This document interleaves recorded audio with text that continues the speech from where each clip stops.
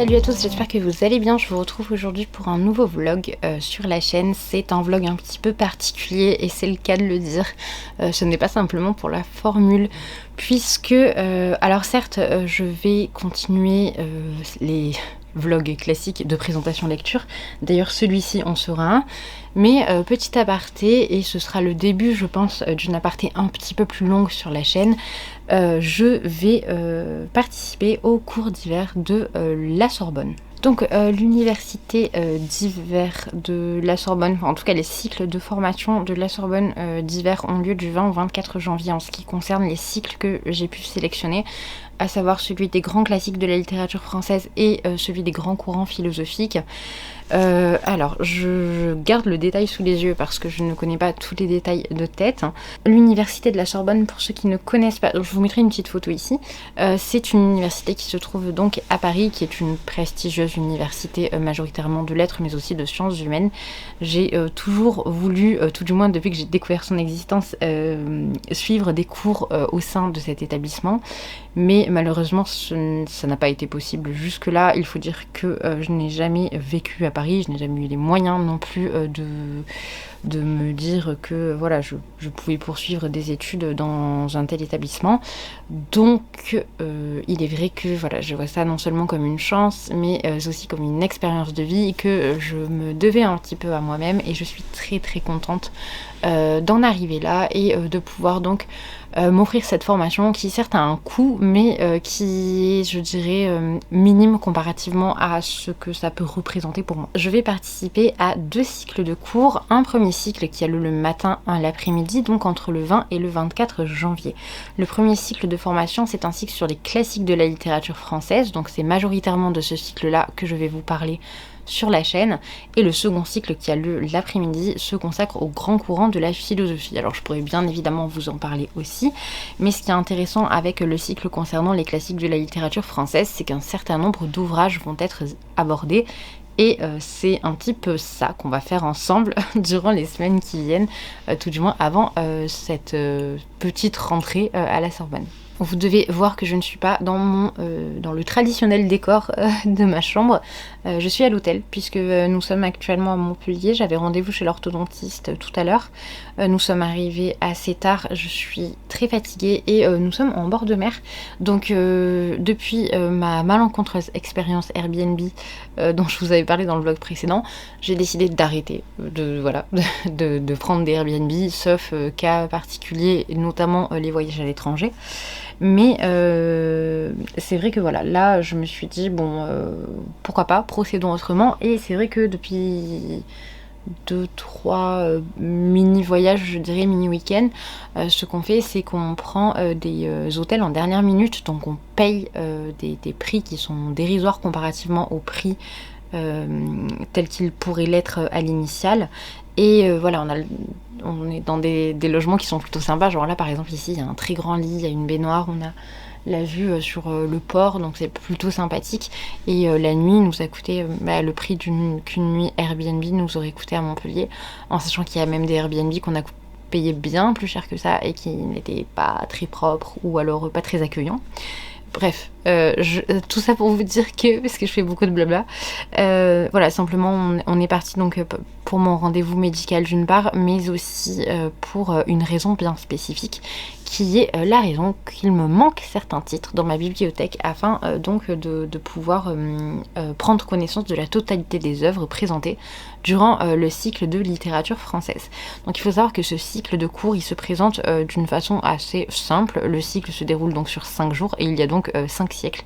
On commence par le 16e, on poursuit avec le 17e, 18e, 19e, 20e, et c'est tout. Je sais pas pourquoi je fais une pause, c'est tout. En ce qui concerne le 16e, on travaille sur la poésie féminine et plus précisément sur Louise Labbé. Donc les œuvres de Louise Labbé, je les ai déjà dans ma bibliothèque, je les fréquente de façon assez régulière et je les fais notamment étudier en cours au 4e. Donc c'est un ouvrage que je n'ai pas besoin de me procurer. Pour le cycle concernant pour le cours concernant le XVIIe siècle, on travaille sur les lettres de Madame de Sévigné, qui est un ouvrage que j'affectionne tout particulièrement. Vous pouvez notamment le retrouver, il me semble, dans la vidéo recommandation des classiques Ou mes classiques préférés. Oui, peut-être dans mes classiques préférés. Ce n'est peut-être pas un ouvrage que je recommandais afin de débuter la lecture des classiques, mais alors ma rencontre avec Madame de Sévigné lors de ma prépa CAPES a été un petit coup de foudre. J'ai beaucoup aimé. Je trouve qu'elle a une plume sensationnelle et que les sentiments qu'elle voue à sa fille sont d'une abondance, d'une richesse, d'une complexité et parfois d'une perversité aussi. Non pas dans un sens sexuel bien sûr, mais dans un sens, je dirais, bien plus maladroit parfois, et puis parfois carrément manipulateur, donc c'est vraiment très dense, et en même temps parfois voilà, il y a une pureté qui émane aussi de ces lettres. C'est assez... c'est profondément humain. Et donc on a ensuite Les désordres de l'amour de Madame de Villedieu, et là pour le coup je vais faire une capture d'écran immédiatement puisque c'est l'un des ouvrages que nous irons chercher demain chez Gilbert Joseph, puisque je vais essayer de vous embarquer avec moi si j'ose filmer en public. Concernant le XVIIIe siècle, nous allons travailler sur le roman épistolaire et philosophique, et en l'occurrence, texte choisi, il y en a deux. Le premier, c'est Les Lettres persanes de Montesquieu, que j'ai déjà lu, mais que je vais relire, puisque...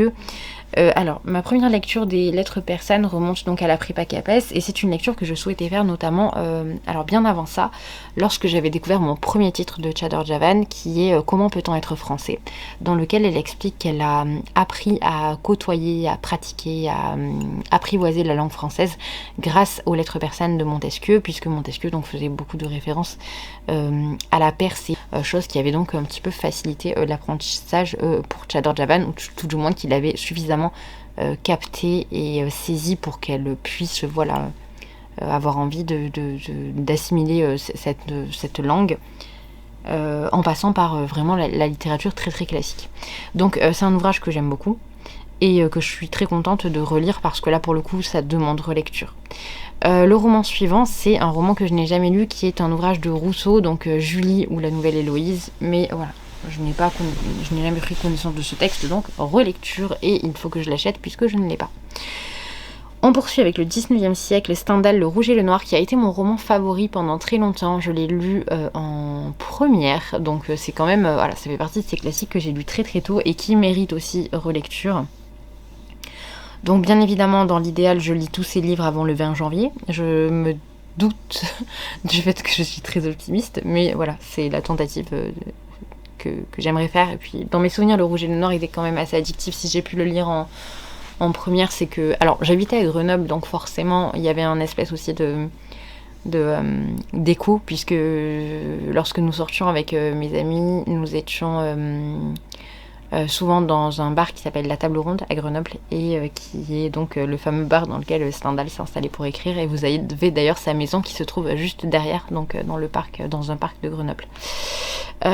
C'était une petite anecdote. Donc ça demande relecture. L'autre titre qui demande relecture, mais je l'ai à la maison, Le Rouge et le Noir, donc pas besoin de l'acheter.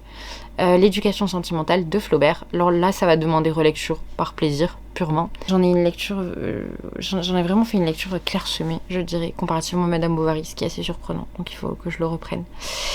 Pour le 20e, Le souvenir d'enfance de Pérec, W ou Le souvenir d'enfance de Pérec, que je ne connais pas du tout, je n'ai jamais lu un seul roman de Pérec. Et ensuite, Le barrage de Marguerite Duras, donc Un barrage contre le Pacifique, que j'ai lu il y a...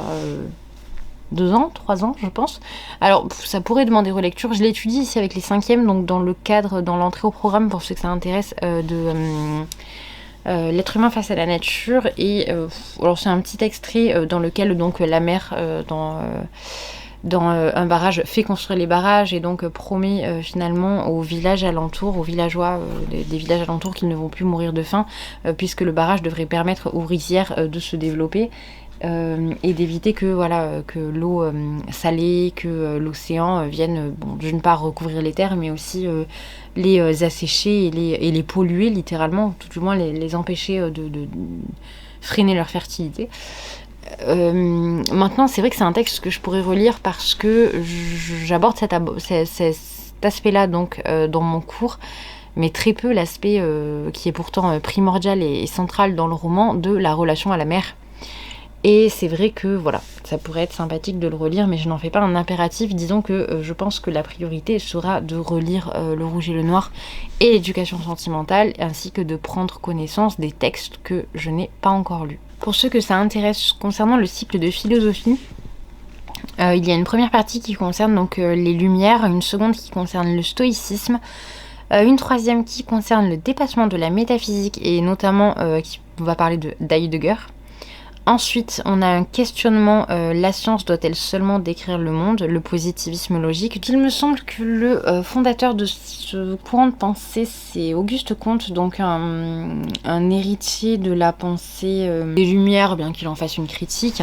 Mais surtout, voilà, c'est ce mouvement qu'on va lier au cercle de Vienne notamment, qui est un cercle d'intellectuels qui s'est réuni à de nombreuses reprises. Je dirais que c'est une interrogation qui est un petit peu plus scientifique et voilà, on va plus interroger je dirais, les processus et la formation des connaissances en fait, voilà, simplement. Et il va y avoir ce postulat de l'observation qui va vraiment être au centre de la formation de la connaissance. J'ai réglé le problème, je suis désolée, j'étais complètement focalisée sur la batterie la carte mémoire de l'appareil photo qui était pleine. J'avais complètement oublié de la vider. J'ai transféré les fichiers sur l'ordinateur mais je ne l'ai pas vidé. Bref, peu importe. Donc je vous parlais du positivisme logique. Donc c'est ce courant philosophique qui est fondé plus ou moins par Auguste Comte et qui est majoritairement représenté par le cercle de Vienne, qui est un cercle d'intellectuels qui travaillait donc énormément sur cette question de la connaissance et de la fondation de la connaissance, qui est vraiment une question qui traverse toute l'histoire de la philosophie. Donc c'est une thématique que j'aime beaucoup et qui se rapproche de l'épistémologie. Donc voilà, je suis plutôt contente de recommencer à travailler sur ce type de thématique. Donc, suite à l'interrogation sur le positivisme logique, nous allons travailler sur la dimension sociale de la science, qui j'imagine est un cursus, un cours un peu plus d'ouverture, je pense. Puisque j'ai du mal à visualiser les philosophes qui s'inscrivent dans ce courant-là, mais après peut-être que c'est une carence de ma culture philosophique. Voilà, donc dans l'ensemble, je pense que en ce qui concerne la philosophie, bon alors après je vais être honnête, je ne vais pas me remettre à lire Heidegger, surtout que ce n'est pas du tout quelque chose que je me sens de faire en autonomie. Donc sans être accompagnée, sans avoir un cours derrière qui vient véritablement m'aider à construire, à segmenter, à classifier convenablement les idées qui sont mises en place par le philosophe, puisque c'est une philosophie qui est tout de même assez exigeante, très exigeante. Donc je vais laisser de côté cette idée-là. Je dirais que cette idée du dépassement de la métaphysique, je vais l'aborder comme une personne qui possède un savoir minime concernant la question, puisque je dois reconnaître que mes souvenirs de licence concernant le séminaire auquel j'avais assisté, qui abordait donc la pensée d'Heidegger, c'était quand même assez sommaire ce qui m'en reste, clairement. Donc voilà, je ne vais pas y aller, tant mieux, ça va réactualiser sans doute des choses, ce qui n'est pas plus mal. Voilà, je vous ai tout dit, donc, je vous ai tout dit concernant cette question. Donc dès demain, je pense on partira, j'essaierai de vous embarquer pour acheter les ouvrages qu'il me manquent. Je suis actuellement en train de lire Le Maître et Marguerite de Bulgakov, que j'ai bientôt terminé, il me reste 200 pages, je vais aller prendre bientôt terminé, 200 pages, oui. Je vais aller prendre un bain, je vais lire un petit peu. J'en ai bien besoin là parce que je suis partie directement à la sortie du travail en covoiturage. Donc j'ai eu 2h30 de route, je suis arrivée, je suis allée chez l'orthodontiste. Ensuite on a récupéré la chambre d'hôtel, j'ai voulu travailler un petit peu, j'ai continué à lire une BD que j'adore. Vraiment, je ne pensais pas aimer cette BD, je ne sais pas pourquoi, je pense que c'est l'aspect illustration qui me freinait. Mais c'est 1629 de Xavier Dorisson et Timothée Montaigne, publié chez les éditions Glénat. Et en fait, les éditions Glénat m'ont envoyé le tome 1 et le tome 2. Et je m'étais dit, je vais tenter l'expérience parce que c'est tout de même une BD qui a été très largement plébiscitée lors de sa sortie. Et j'aime beaucoup, beaucoup, beaucoup. J'ai presque terminé le tome 1. Le tome 2, je ne peux pas vous le montrer puisqu'il soutient actuellement l'appareil photo. Mais je suis impatiente de terminer, d'avancer cette histoire parce que je la trouve... Alors je ne suis pas sûre que le tome 2 soit la fin, mais vraiment je trouve que c'est vraiment très très riche et ça parle beaucoup de climat social, de la vie des marins à une certaine époque, de la condition des personnes miséreuses à bord d'un navire, de ces espèces d'expéditions jusqu'aux Indes qui étaient extrêmement dangereuses pour ceux qui prenaient la mer. C'est très très intéressant, donc il y a toute cette dimension, je dirais, qui est plus aventure, critique sociétale. Et ensuite, vous avez également des psychologies de personnages qui sont bien développées. Ce que je trouve intéressant, c'est que les personnages secondaires ne sont pas en reste. On a véritablement des psychés qui sont exposés également. Et ça densifie considérablement le récit, bien que ce soit un ouvrage graphique, ce qui est très appréciable. Donc voilà, je suis très contente et je vais aller terminer ma lecture et continuer ma lecture de Bulgakov. J'espère que voilà, cette petite présentation vous a plu et je vous retrouve demain.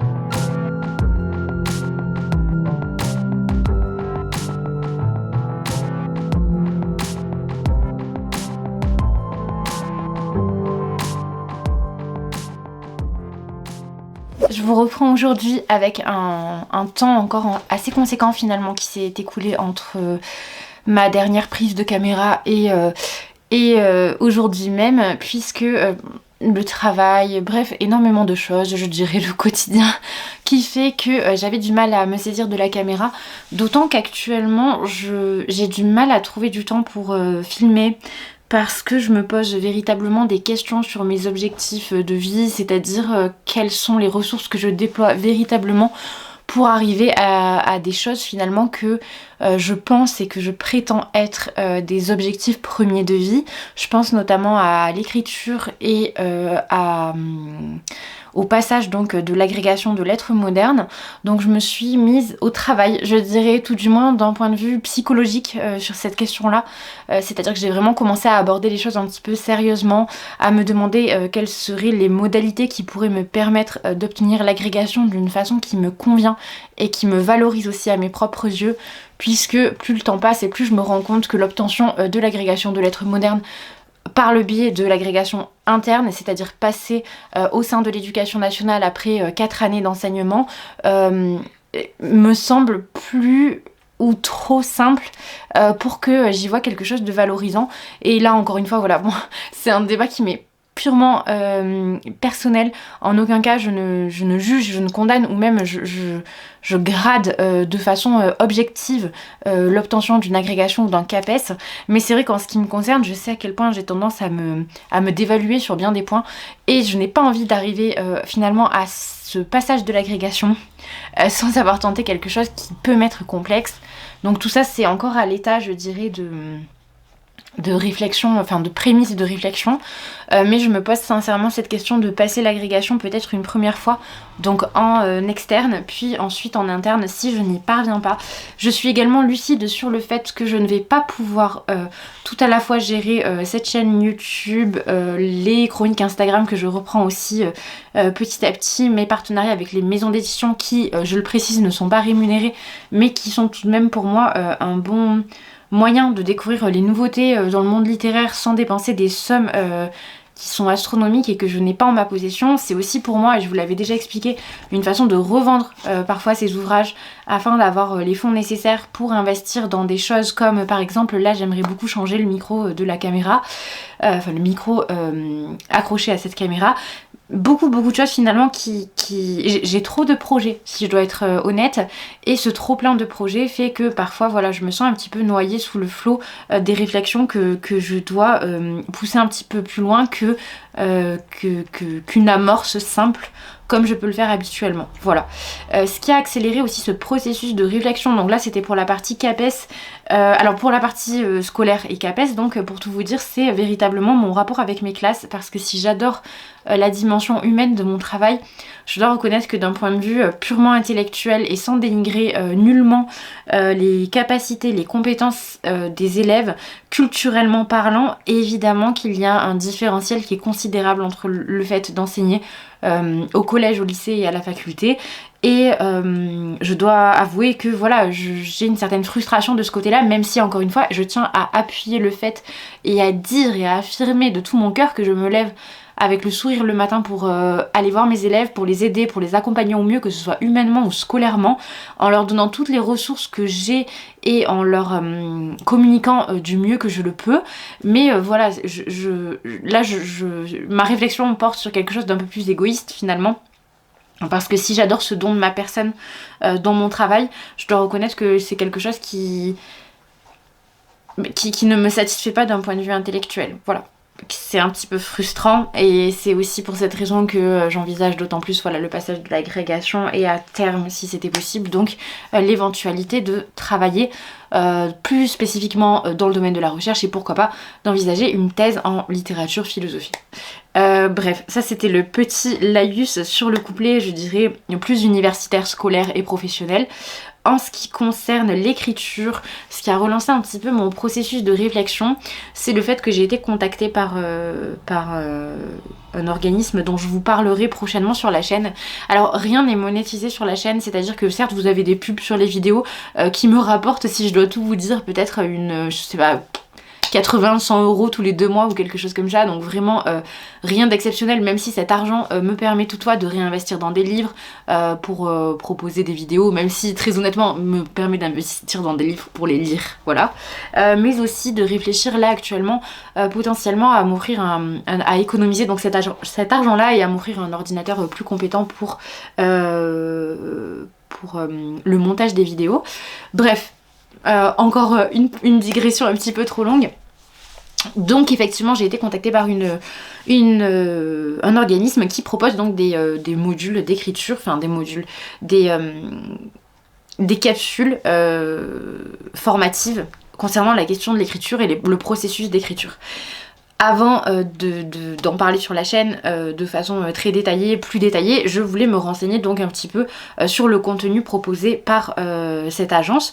C'est ce que j'ai fait, donc j'ai commencé un petit peu l'un des programmes, donc j'ai accès à 2 programmes, mais majoritairement je me suis axée donc sur le programme plus pro, entre guillemets, et j'ai regardé à peu près 13% de la formation, ce qui est assez conséquent, même si finalement les sujets abordés sont du domaine de choses, je dirais encore... auquel plus ou moins on peut avoir connaissance même sans être dans le monde éditorial, même si voilà il y a vraiment des petits conseils, des recommandations, des petites choses auxquelles je ne pensais pas du tout, notamment le fait de protéger son texte par exemple, bref, tout un tas de petits conseils et ça a un petit peu débloqué quelque chose en moi, c'est ce questionnement de est-ce que... Enfin, pourquoi écrire? Déjà, d'une part, j'ai toujours écrit depuis que j'ai, je crois, 11 ou 12 ans, où j'écrivais des fanfictions pour m'évader de l'univers du collège que je détestais particulièrement.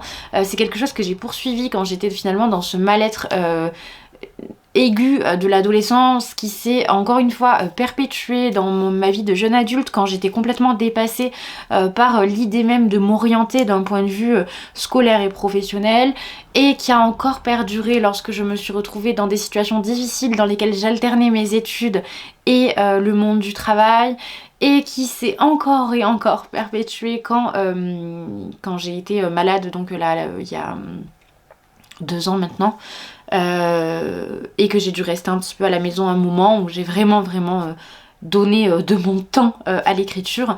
Donc c'est vraiment quelque chose qui m'a toujours accompagnée. C'est pas pour faire, voilà, pour dire quelque chose d'hyper consensuel. Je veux dire, de toute façon, si à la base, si j'enseigne la littérature et si j'ai fait des études de littérature, de philosophie, si je lis autant, c'est parce que véritablement c'est quelque chose qui m'anime et qui me passionne. Donc je n'ai pas de vocation ici à vendre quoi que ce soit, ni mon...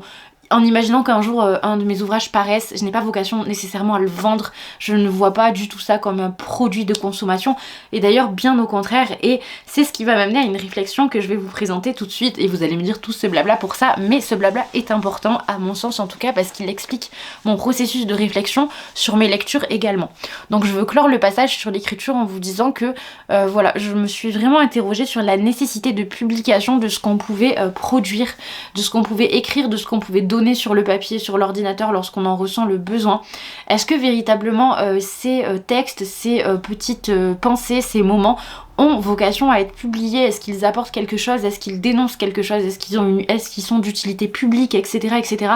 Bref, tout un tas de questionnements qui sont sous-jacents, je dirais, à l'idée même de littérature, mais qui, je pense, sont d'autant plus à soulever dans un monde comme le nôtre, où la littérature devient un pur produit de consommation immédiate et rien d'autre, ce qui me dérange profondément. Et je sais que cette pensée peut paraître élétiste, et je sais que pendant longtemps sur cette chaîne comme sur Instagram, j'ai pu promouvoir des titres qui embrassaient complètement les codes de ce monde éditorial qui cherche uniquement à vendre aujourd'hui plutôt qu'à proposer de la qualité. Je pense que c'est une force, je m'en suis voulu pendant un petit moment, et d'ailleurs ce moment c'est cette longue phase de transition finalement de quasiment 1 an sur la chaîne où je rebascule petit à petit vers des lectures qui me correspondent plus. Je suis complètement sortie du processus de culpabilité parce que je pense qu'en ayant fréquenté les deux mondes, c'est-à-dire véritablement l'univers du young adulte, de la romantasy, de toutes ces choses là en fait, à une époque où finalement sur Instagram je produisais énormément de contenu, j'étais sollicitée par énormément d'auteurs, énormément de maisons d'édition, et je sais qu'il y a eu un moment, il y a eu un cap où j'ai fait un choix, et ce choix ça a été de ne pas plonger tête la première dans la publicité, je dirais névrosée, névrotique et comment dire, comme finalité en soi, sur mes réseaux sociaux en fait, quels qu'ils soient. Bref, et c'est quelque chose dont je suis très contente, même si par extension le développement de mon compte Instagram en a largement pris un coup, voilà. Et de même pour ma chaîne YouTube, mais c'est quelque chose que je vis très bien parce qu'à l'initiale je n'ai pas du tout ouvert ces réseaux pour percer dans le milieu et vivre de ça, pas du tout. Et c'est aussi pour cette raison que je veux insister sur le fait que toutes les choses dont je vous parle sur la chaîne ne me rapportent pas d'argent à proprement parler, c'est-à-dire que je n'ai pas de versement, je ne suis pas d'auto-entreprise.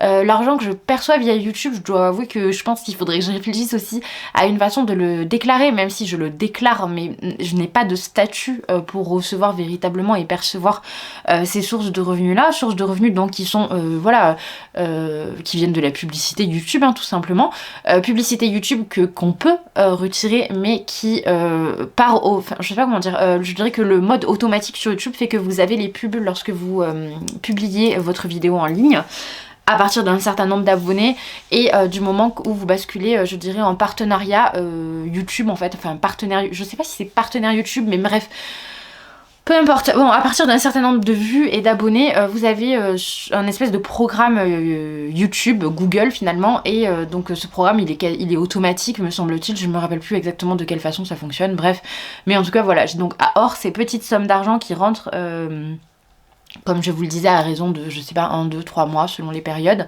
je n'ai pas de revenus qui viennent directement de là, hors les livres que je revends, et donc ce n'est pas un revenu, je dirais, fixe, enfin si c'est un revenu monétisable, mais c'est pas un revenu qui rentre dans mon compte bancaire comme un salaire. Bref, bon, je m'égare complètement. Quoi qu'il en soit, plus le temps passe et plus je suis sélective dans mes partenariats. Je ne veux plus travailler, je pense, avec certaines maisons d'édition hors titres d'auteurs que je peux connaître ou ouvrages qui pourront, je dirais, m'apporter quelque chose, me faire quelque chose, mais je ne veux plus lire de littérature de consommation parce que je ne veux plus promouvoir ce type de lecture, même lorsque je dis finalement que je vais aborder la question de façon assez succincte et que dans un vlog je mentionne un titre, j'en fais déjà la promotion et je trouve que c'est un petit peu navrant, d'autant que l'ouvrage en soi que j'ai à la maison, est aussi un produit qui finalement, je ne sais pas comment dire, n'a pas d'usage. C'est-à-dire que je vais le lire une fois, si tant est que je le finisse, il va juste être revendu sur le marché de l'occasion. Je vois pas l'intérêt en fait. Pour moi vraiment c'est absurde et c'est une dynamique avec laquelle je ne suis plus du tout en accord. Bref, donc c'est pour ça que, encore une fois, voilà, ces questions sont venues sur le processus d'écriture. Je ne veux pas écrire un livre que quelqu'un ou que moi-même je puisse considérer comme une littérature poubelle un petit peu, ou une littérature à usage unique, littérature Kleenex, enfin ça m'intéresse pas, j'ai plus envie.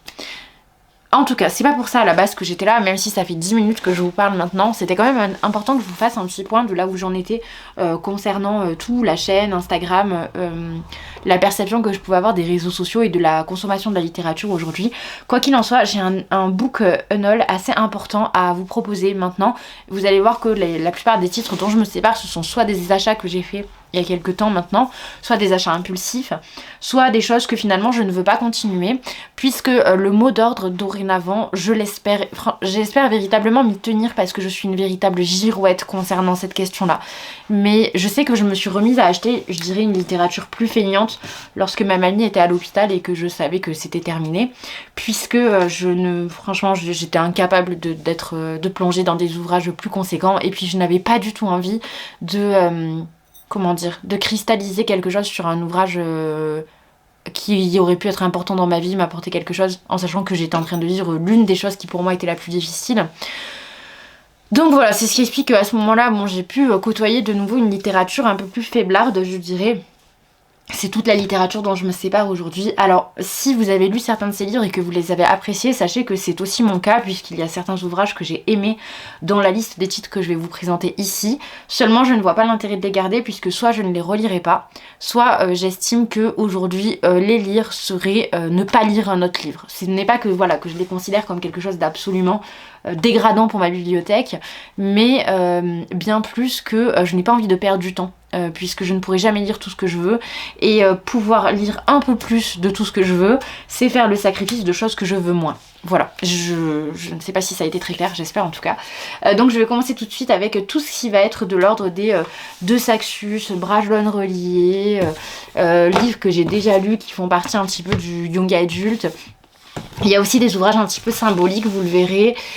Ce sont seulement des grands formats pour l'instant, puisque je n'ai pas encore trié ma bibliothèque de poche, mais très honnêtement dans ma bibliothèque de poche je pense que peu de choses vont bouger, pour la simple et bonne raison que mes poches en revanche je les choisis véritablement au compte-gouttes, ou alors sur des petits coups de cœur, je dirais, quand je me promène dans les librairies d'occasion, et je tiens vraiment à les conserver parce qu'ils font partie d'un patrimoine que je me construis, culturel, et qui est très important pour moi, qui me permet aussi d'aller à droite à gauche puiser dans des littératures du monde, dans des littératures de toutes les époques, dans des littératures plus ou moins classiques.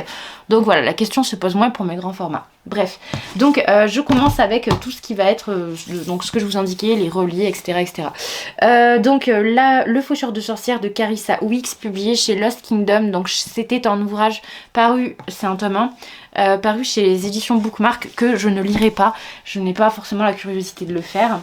Ensuite, alors saga que je regretterais peut-être d'avoir vendu à un moment donné, mais c'est pas grave, je la rachèterai en poche, et parce que je ne veux plus être dans ce culte finalement des reliés. Surtout que c'est pas pratique à lire. Les tomes 1 et 2 du Prieuré de l'Oranger. Si je ne les avais pas revendus jusque-là, alors que je savais pertinemment que je ne pourrais pas les lire parce qu'ils sont beaucoup trop conséquents et que j'ai d'autres priorités, c'est que je les avais achetés avec mon amoureux, mon compagnon, mon amoureux, à Aix-en-Provence. L'une des premières fois où nous étions allés à Aix-en-Provence, et symboliquement c'était joli, j'aimais bien avoir ces ouvrages à proximité. On en avait acheté un chacun, on avait dit qu'on les lirait, etc. Et la vérité étant qu'on ne les lit pas. Lui il est lancé dans l'Assassin Royal depuis un petit moment maintenant, on n'a pas le même débit de lecture non plus, ni la même passion pour la littérature. Donc voilà, nécessairement je pense que c'est bien à un moment donné de se séparer de ces objets que je ne lirai pas. Ensuite, une saga dont j'avais beaucoup aimé le premier tome, malgré de très nombreux défauts, c'était Le Royaume des damnés de Kerry Maniscalco. Et ici, j'ai les deux tomes qui suivent, donc Le Royaume des maudits et Le Royaume des infernis, que je ne lirai pas parce que même si le premier tome m'avait plu, je pense qu'encore une fois, voilà, on est dans ces lectures consommation et je n'ai pas envie du tout. Un ouvrage de Stéphanie Garber que j'avais beaucoup aimé pour Caraval. On n'a jamais eu la fin. Enfin, on a eu la fin est sortie en auto-édition. Je crois que c'était en auto-édition ou dans une petite maison d'édition. Je ne me la suis jamais procurée. Je ne vis pas mal le fait de ne pas connaître la fin de Caraval et je ne vivrai pas mal, je pense, le fait de ne pas lire ce texte-là, ni sa suite. Voilà, ensuite je poursuis avec une saga que j'avais beaucoup aimée en fantasy. En romantasy d'ailleurs plutôt, qui était une saga un petit peu politique, qui parlait beaucoup d'enjeux très contemporains, enfin en tout cas d'enjeux qui sont toujours d'actualité. Moi Jasper Page était très joli, le travail éditorial était très bien, c'est chez Brajlon. Et c'est donc Le Pont des Tempêtes, La Reine Traîtresse et le troisième tome que je n'ai pas lu, L'Héritier Insoumis. Voilà, que je n'ai pas envie de garder, ils tiennent beaucoup de place et je sais pertinemment que je ne les relirai pas. Et en relié, le dernier, ce sera donc celui-ci, L'Année de grâce de Kim Liggett. Alors vraiment je ne sais pas ce que les éditions Casterman ont fait sur ce titre, mais les couvertures gondolent, c'est très étonnant. Alors celui-ci, je vais pas m'en séparer à proprement parler, je vais le mettre dans ma classe, mais en tout cas il sort de ma bibliothèque personnelle et je le conserve tout de même parce que je trouve que c'est un ouvrage qui est intéressant, que moi j'aurais beaucoup aimé lire adolescente en tout cas. De même pour celui-ci que je n'ai pas encore lu, mais de façon générale je trouve que Marissa Meyer fait partie de ces autrices qui écrivent bien pour un public adolescent. Il est dédicacé, c'est aussi pour cette raison que symboliquement j'ai du mal à m'en séparer puisque c'était mon premier salon Livre Paris. Il y a un autre ouvrage je crois qui est là-haut, c'est Cinder, donc le premier tome des Chroniques lunaires que je mettrai également à disposition dans ma classe. Et ensuite on va rentrer dans tout ce qui n'est pas relié mais qui est en grand format donc. Et tout d'abord je vais changer la batterie, je vais rechanger la batterie. On peut peut-être tenir 2 petites minutes, j'ai mis une veste aussi parce que je suis malade depuis plusieurs jours et d'ailleurs je m'excuse si cela s'entend à ma voix aussi, je me frotte beaucoup le nez mais voilà, bon, je suis malade. Bref, donc je vous ai montré Heartless et L'Année de grâce. Je continue donc avec les ouvrages que je ne relirai pas ou alors que je n'ai pas envie de lire. Donc j'ai lu celui-ci, Non le Christ n'est pas un mythe, libre réponse à Michel Onfray, qui m'intéressait beaucoup sur le plan historique et que donc nous avons lu dans la voiture avec mon compagnon. Maintenant qu'il est lu, je n'ai pas besoin de le conserver. C'est un ouvrage intéressant. Après bon, ça reste quand même, je trouve un petit peu du jargon. Alors c'est très très accessible, c'est-à-dire que vraiment je pense que n'importe qui peut lire ce titre, au même titre que j'ai lu l'ouvrage de Michel Onfray, donc c'était... je sais plus, je vous le mettrai en photo ici, mais donc le livre sur Jésus, qui était très accessible d'un point de vue de la langue, simplement parce que c'est une vulgarisation dans tous les sens du terme, c'est-à-dire que non seulement on vulgarise d'un point de vue philosophique les idées qui sont transmises, etc., etc., mais aussi je dirais la réflexion, parce que franchement c'est vraiment minimaliste au niveau de la réflexion, ce qui est assez frustrant. Donc nécessairement Mathieu Lavagna dans son livre est nettement plus pertinent et je dirais remet considérablement Michel Onfray à sa place. Mais ce que je n'aime pas dans ce style, c'est le côté très agressif qui est très politique à mon sens, qui me dérange profondément. Donc politique ou idéologique, ça me gêne un peu, voilà. Donc c'est un livre que j'ai trouvé intéressant, qui a parlé de beaucoup de choses dont j'étais déjà au courant, puisque je vous l'ai dit, j'ai eu cette grande phase que je quitte un petit peu en ce moment d'ailleurs, où je me suis vraiment passionnée pour la littérature biblique et tout ce qui allait autour de l'étude, que ce soit de l'Ancien ou du Nouveau Testament. J'en sors un petit peu là, je retourne sur la littérature du Moyen-Âge ou sur des choses un peu plus classiques, notamment mes lectures pour ma semaine de formation Sorbonne. Bref, donc ça c'était la première chose, et le second dont je souhaite me séparer, c'est celui-ci, donc c'est aussi Mathieu Lavagna, c'est Les Travers de la zététique, que c'était qui est aussi une réponse en fait, qui est donc une réponse à Dieu, la contre-enquête, il me semble, un ouvrage d'un théoricien qui travaillait sur la question donc de l'existence de Dieu. Mais je me rends compte que je n'ai même pas présenté ce qu'était réellement la zététique. Si je dois le dire en quelques mots, c'est une espèce d'approche très scientifique des choses, notamment pendant longtemps la zététique s'est intéressée à tout ce qui allait être un petit peu du domaine du paranormal, et comme depuis quelques temps du paranormal ou de ce qui semblait irrationnel ou non, attestable par la science par exemple.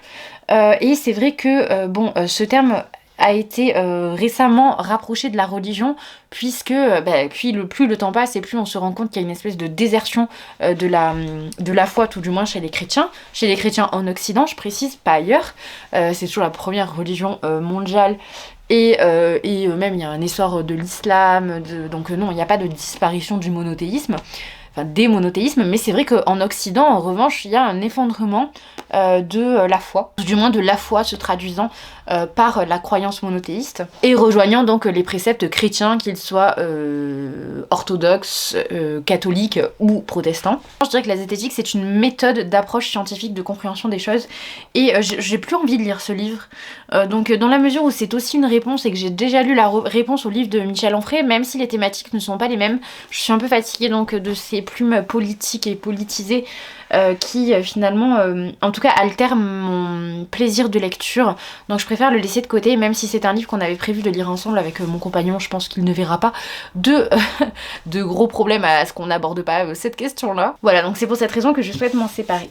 Ensuite, je continue avec un ouvrage que j'ai lu mais que j'ai moyennement apprécié. Il s'agit des dangers de fumer au lit de Mariana Enriquez. Je ne m'en sépare pas parce que j'estime que c'est un mauvais ouvrage, simplement parce que j'estime que d'autres personnes pourront en faire la découverte et qu'il n'a pas à stagner dans ma bibliothèque en sachant qu'il ne sera jamais relu. Je trouve que c'est un petit peu dommage. Ensuite, je poursuis avec L'orage qui vient de Louise May, qui est un ouvrage que j'avais bien aimé mais que je ne relirai pas non plus. C'est publié chez La Ville Brûle, qui est une maison d'édition que j'aime beaucoup. Et je jette les livres. Je vais arrêter tout de suite de faire ça.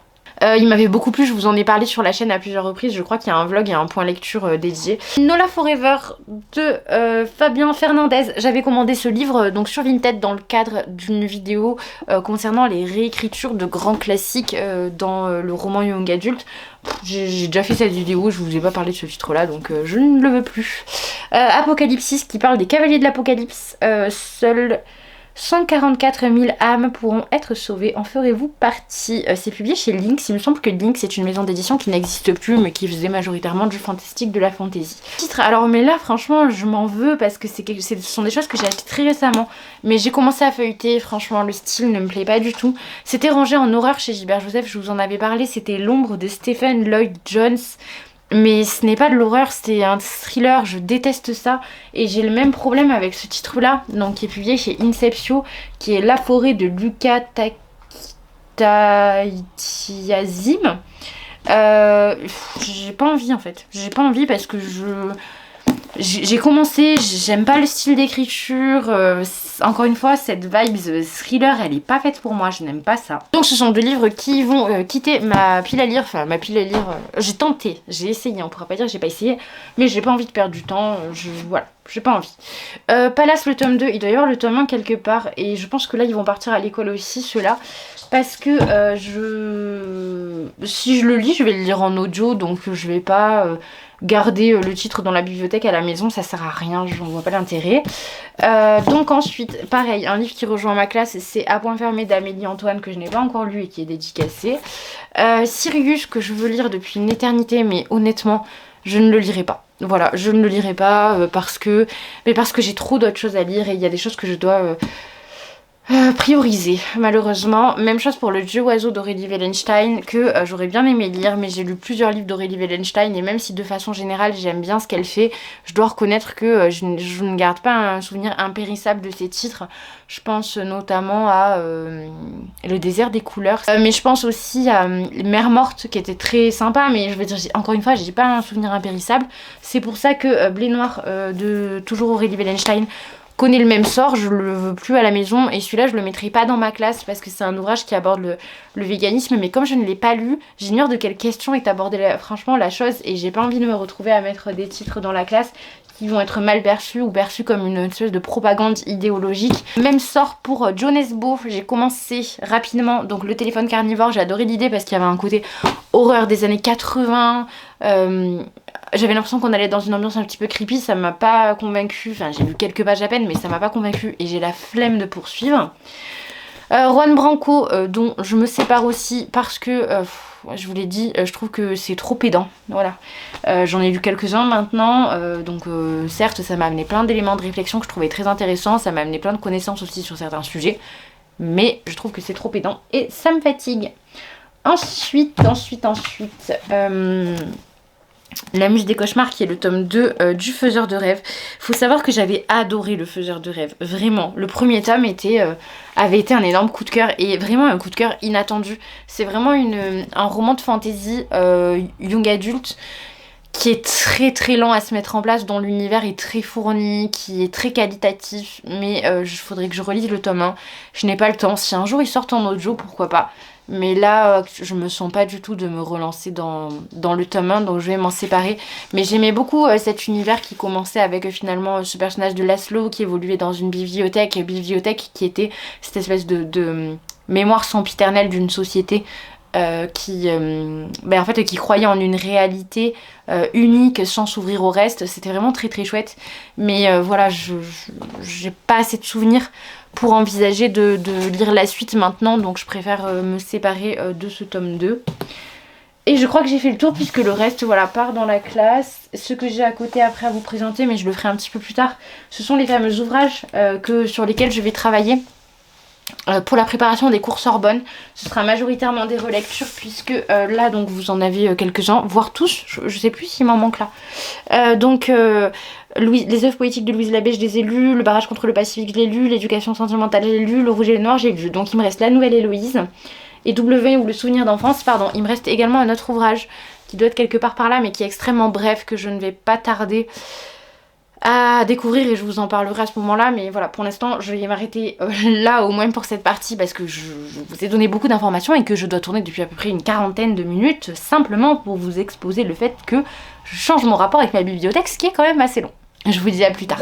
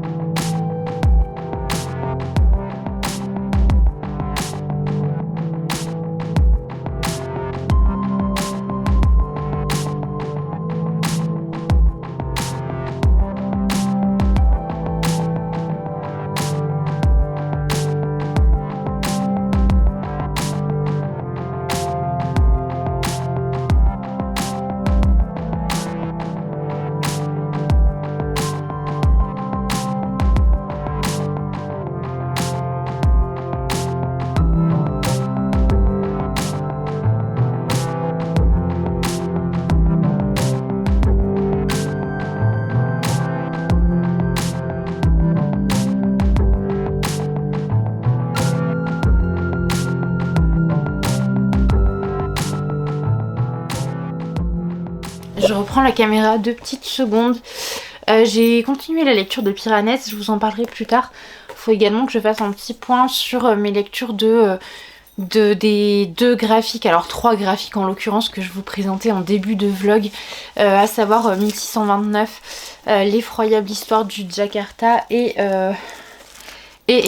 Le voleur d'amour, je crois, quelque chose comme ça. Bref, que j'ai terminé il y a un petit moment maintenant, mais vous commencez à le savoir, mon assiduité n'est pas ma qualité première. Donc il faut que je vous fasse un point sur ces lectures-là. Je vous disais donc Piranèse que j'ai bien... Donc j'ai pas bien entamé, j'ai lu une 50aine de pages.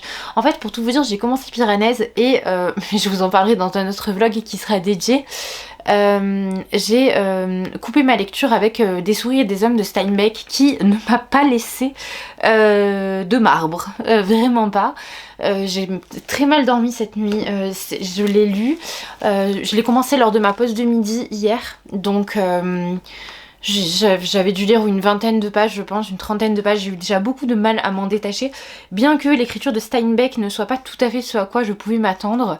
Et ensuite le soir je l'ai lu d'une traite, alors en étant malade qui plus est, donc autant vous dire que si Steinbeck a su me saisir de cette façon et ne me recracher que bien plus tard finalement à la fin de son récit, c'est qu'il y avait matière à ce que ce soit tout à la fois prenant, humain, haletant, que ça me procure des émotions riches, variées et conséquentes, d'autant que je ne me suis pas endormie alors que j'avais eu de la fièvre toute la journée et que j'avais vraiment passé une journée très difficile. Voilà, je vous en parlerai plus en détail dans un vlog dédié. Je pense vous faire un vlog ou une sorte de vidéo avec la lecture de 3 romans qui obtiennent écrits par des auteurs ayant obtenu le prix Nobel. Mais bon, encore une fois, j'arrête de vous parler de mes projets parce que je ne les mène pas à bien. Et donc Piranèse que j'ai commencé, pour l'instant je suis un petit peu sceptique, on verra bien par la suite. Initialement je reviens juste quelques minutes pour vous dire que je vais aller chercher un énorme colis que j'ai commandé, donc Vinted, dans lequel il y a 13 livres, mais 4 qui partent directement pour l'école et le reste je vous le présenterai car il y a des choses qui sont assez obscures, je dirais, tout du moins moins communes que ce que je peux vous présenter habituellement. Vous n'avez plus de batterie, je pense que c'est la phrase que vous m'entendez le plus souvent prononcer. Donc je vous disais que oui, habituellement je vous présente des choses peut-être un petit peu plus consensuelles, un petit peu plus, je sais pas, visibles, reconnues, communes. C'est vrai que là en l'occurrence je me suis procuré des titres qui me semblent un peu plus obscurs, mais encore une fois bon, c'est une opinion qui m'est propre, c'est peut-être simplement pas, ce ne sont peut-être pas tout simplement des ouvrages qui font partie de la culture que j'ai pu acquérir jusqu'ici. Bref, vous me direz en commentaire ce que vous en pensez. Ça y est, il est arrivé, il est là. Le fameux colis de 13 livres que j'attendais. Allez, on va ouvrir ensemble. Je m'excuse d'avance pour vos oreilles. Hop, donc c'est une commande Vinted. Je vous l'ai dit, il y a 4 livres qui partent directement pour la classe. Puisque ce sont des livres que j'ai pris pour les élèves. Je crois que j'avais oublié de lancer la caméra. Mais on est bon. J'arrive pas à découper. C'est bon, on est ouvert. Alors, hop. Ça on verra après. Donc c'est parti. Alors, dans quel ordre j'attrape les choses, hein. Bon, déjà il y a plein de sachets de thé. Donc c'est plutôt pas mal. Il y a mêlée de fruits, 3 marmottes. Il y a des clippers. Il y a un pumpkin chai yogiti. Il y a du sencha. Et il y a encore un clipper, voilà, hop, on va mettre de côté, voilà, hop, j'enlève donc ce qui est pour l'école, ça fait X temps que les élèves me les demandent, donc ce sont les Twilight en grand format, je vais un petit peu les limer, et nous on va se garder de côté ce là. Voilà, donc déjà je les enlève tous, il y en a 4, donc voilà, c'est bon, ils sont bien là, les 4. Si vous voulez plus de détails sur ce que je pense du fait de mettre Twilight à disposition des élèves, je vous en parle dans la FAQ, soit qui est déjà sortie, soit qui ne va pas tarder à arriver. Donc alors, vous allez voir, ce sont des choses assez particulières. Pas forcément des titres que j'avais prévu de lire, et d'autres en revanche que j'avais prévu de lire depuis longtemps. Ce qui est pas mal, c'est que j'avais justement besoin d'un colis tout fait pour envoyer une grosse quantité d'ouvrages, puisque j'ai une personne qui m'a pris un lot sur Vinted. Donc ça c'est parfait, attention les oreilles, hop, voilà. Je commence par ce qui va le plus vite, donc La Terre de Zola, qui est je ne sais plus, un des tomes des Rougon-Macquart, c'est une certitude, lequel je ne sais plus. Je ne l'avais pas en ma possession et c'est cette fameuse édition folio classique que personnellement j'aime beaucoup. Je trouve qu'il y a un confort de lecture qui est quand même assez important. C'est majoritairement dans cette édition que j'ai les Rougon-Macquart. C'est pour cette raison que je voulais poursuivre la saga sur ce format. J'en ai un petit peu de ce format là et un petit peu du livre de poche. J'alterne quand je les trouve d'occasion tout simplement. Ensuite un texte de Mirbeau que je n'ai pas, donc Dans le ciel. De Mirbeau, j'ai déjà lu Le Jardin des Supplices, mais je n'ai pas encore lu Le Journal d'une femme de chambre. Et donc il y a ce texte, écrit en 1892, Dans le ciel met en scène l'amitié d'un écrivain obscur que la folie menace et d'un peintre dont le personnage est très nettement inspiré de Vincent Van Gogh. Mirbeau critique d'art averti. Ne découvrit Van Gogh que peu de temps après sa mort en 1890. Il fut l'un de ses premiers et plus fervents admirateurs et contribua grandement à faire connaître son œuvre. Entrepris dans une période de profonde remise en question, Dans le ciel est un hommage magnifique et d'une grande justesse aux suicidés de la société en qui Mirbeau voyait une sorte d'alter ego dont il partageait les exigences impitoyables envers lui-même, l'intransigeance et le goût dangereux pour l'absolu. Voilà. Et je ne connaissais pas du tout cette maison d'édition, ce sont les éditions Sillage, donc je ne sais pas si de votre côté vous connaissez. Mais j'ai pris un autre livre de cette maison d'édition, c'est celui-ci, donc Le Diable amoureux de Jack Cazotte, qui est un ouvrage paru en 1772, donc 18e. Il s'agit du chef-d'œuvre de l'auteur, donc Don Alvarez, jeune capitaine aux gardes du roi de Naples, se voit offrir l'opportunité d'invoquer le diable et de le soumettre à ses ordres. Je pense que je vous avais exposé déjà mon envie de faire une vidéo sur le diable en littérature. Naïf, intrépide, sûr de lui, Don Alvarez accepte et tout semble se dérouler à merveille. Mais qui est réellement l'éblouissante jeune femme qui reste à ses côtés une fois le diable disparu? Folle d'amour pour lui, belle, brillante, elle lui est si dévouée qu'elle parvient peu à peu à apaiser sa méfiance. Le bonheur serait-il à portée de main? Voilà. Donc voilà, j'étais très curieuse de le découvrir et il y a quelques romans sur cette thématique, vous allez le voir, dont celui-ci, donc Les Élixirs du Diable. Pour Hoffmann, ce récit de toutes les indécences et de tous les excès n'était rien de moins que le pivot secret autour duquel devait s'orienter toute son œuvre de conteur. Freud note qu'on y retrouve dans une sorte de symphonie frénétique l'ensemble des thèmes chers aux grands fantastiqueurs, et d'abord celui du double, dans toutes ses nuances, tous ses développements, textes déconcertants à coup sûr, où viennent se fondre comme en un creuset les plus hautes intuitions du romantisme allemand. Voilà. Donc celui-ci me sert dans 2 vidéos. La vidéo que je souhaite faire sur le romantisme et celle sur le diable. Donc on verra bien ce que ça donne. Ensuite, je poursuis avec Le Docteur du journal Faustus de Thomas Mann, qui, je l'imagine, et c'est pour cette raison que je me le suis procuré sans même me renseigner, doit faire écho au personnage au Faust de Goethe. Donc Thomas Mann écrivit son roman Dr Faustus entre 43 et 46.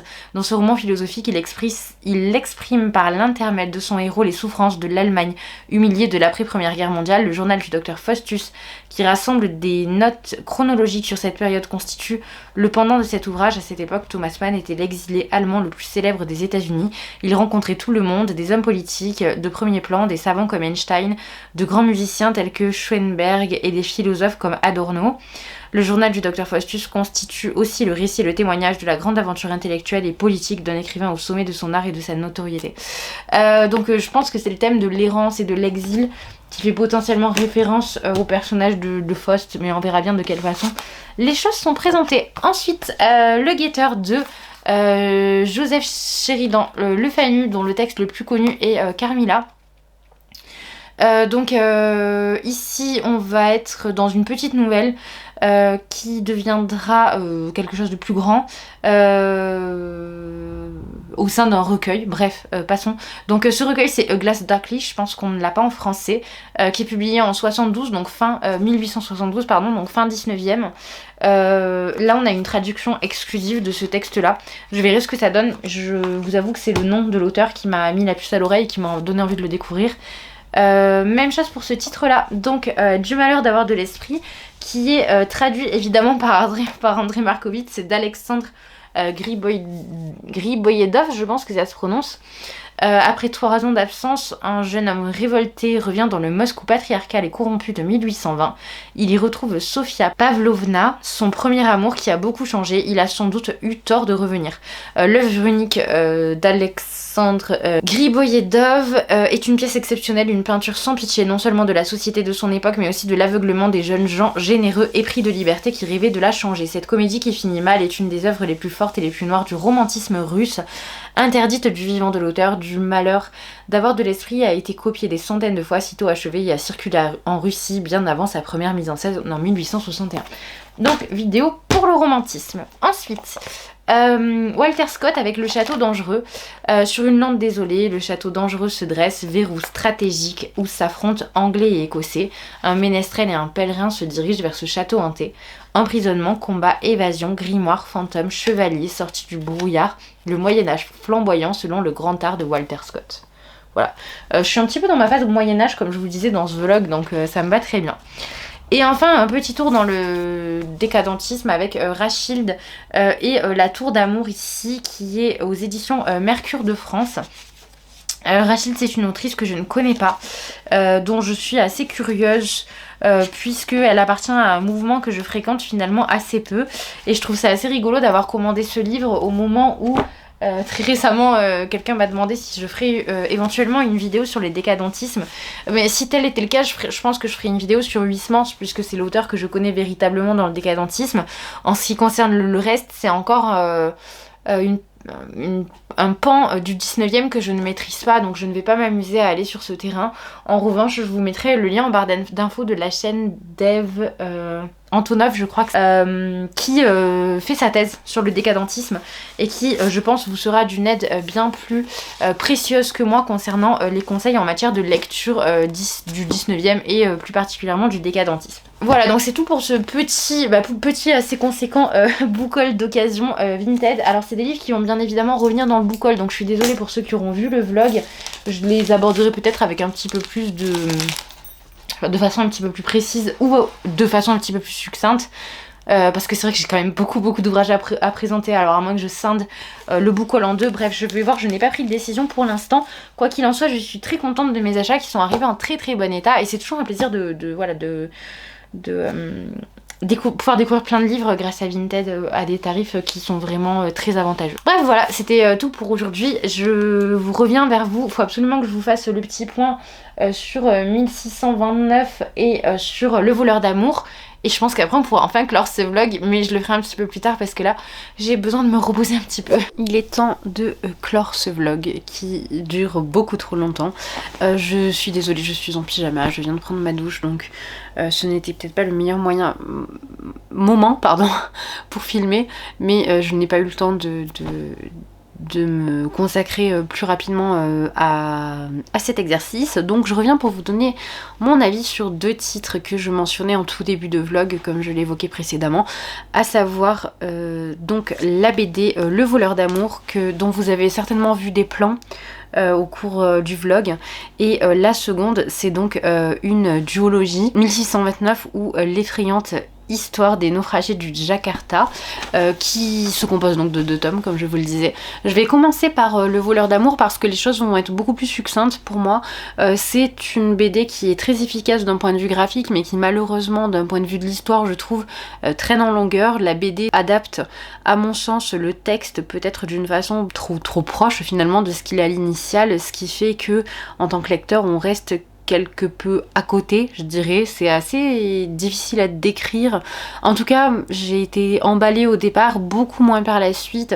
On a cette espèce de reprise de la figure vampirique avec ce protagoniste finalement qui ne meurt pas et qui absorbe l'énergie vitale de ses victimes, qui sont donc majoritairement les femmes dont il tombe amoureux, avec finalement une chute à la fin qui était pour ma part fortement attendue. C'est ce qui fait que voilà, pour moi ça reste quand même un ouvrage en demi-teinte, malgré quelques qualités telles que je dirais la psychologie de son personnage principal, mais je dirais qu'il n'a rien de transcendant non plus.